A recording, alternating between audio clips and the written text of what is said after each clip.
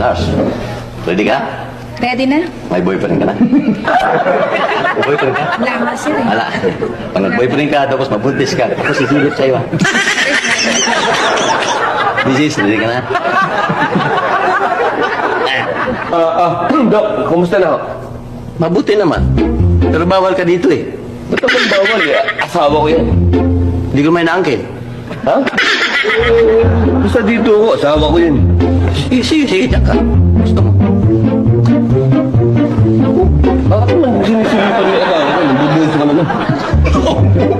Kailangan kong makita yan. Paano ko makita yung hulaan ko? Ba't di ka pumunta kay Madam Auring? Tingnan mo yung vibration ng mattress niya. Dok, ang hirap yan eh. Pwede ba ako na lang sumili pagkatapos kwento ko lang sa'yo? Ganun, reporter ka. Nag-radio ako. Akong silip